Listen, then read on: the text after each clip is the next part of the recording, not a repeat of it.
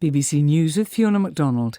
Israel's rescue agency says that they have found 260 bodies strewn across the site of a music festival that came under attack in the early stages of Saturday's offensive by Palestinian Hamas gunmen. Some festival goers are thought to be among more than 100 hostages taken back to Gaza by the militants. The military say over 700 Israelis have been killed in the 2 days of fighting. Health officials in Gaza say more than 400 Palestinians have been killed so far by Israeli airstrikes. Hamas said that in response to the continuing bombardment by Israel, it had fired a new barrage of missiles targeting Ben Gurion Airport near Tel Aviv. The UN Security Council has held an emergency meeting in New York to discuss the crisis. The UN Middle East envoy called on all countries to exert diplomatic efforts to restore calm.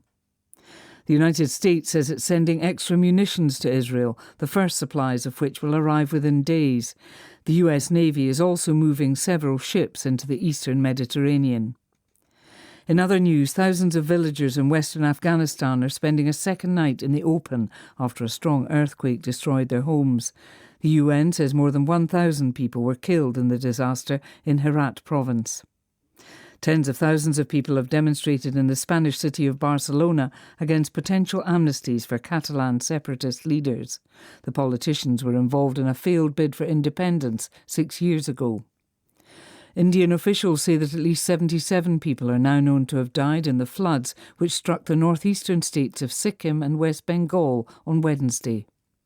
And the Kenyan athlete Kelvin Kiptum has shattered the men's marathon world record in Chicago.